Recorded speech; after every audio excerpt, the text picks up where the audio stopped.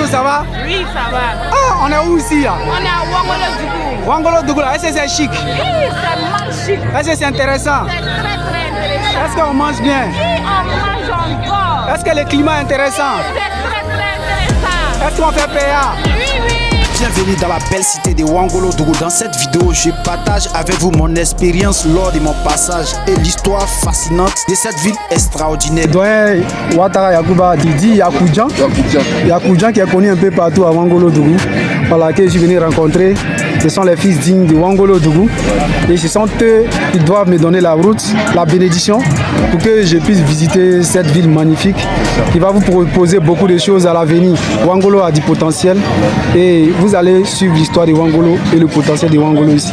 Wangolo-Dougou, nom d'origine Awangolo, est une ville située dans le nord de la Côte d'Ivoire, à 619 km d'Abidjan, la capitale, dans la région du Tchologo, district des Savanes, avec une population estimée 82 801 habitants en 2021. Ville voisine la plus proche, Fekese-Dougou. Wangolo a été fondé par un chasseur traditionnel appelé communément Dozo, de l'ethnie Dioula venant de Kong, du quartier Djaganasso pour la précision.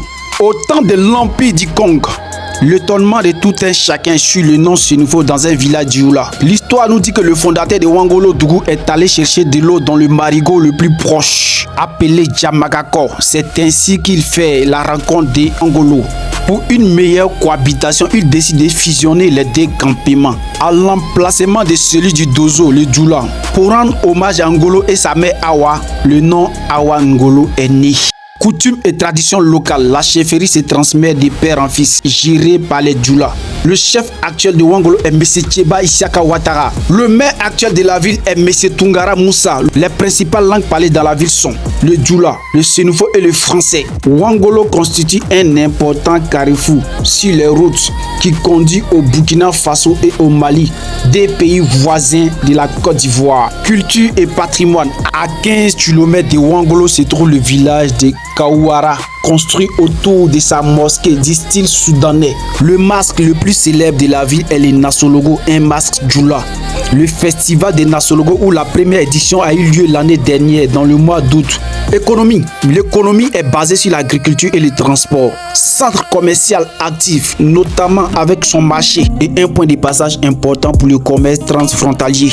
Infrastructure. La construction en cours d'un nouvel hôpital général d'une superficie de plusieurs hectares.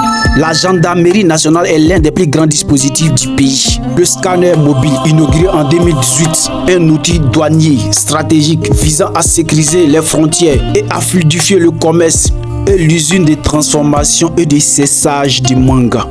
Dites-nous depuis quelle localité que vous nous suivez et quelle est la prochaine ville que vous souhaitez qu'on visite sur cette chaîne.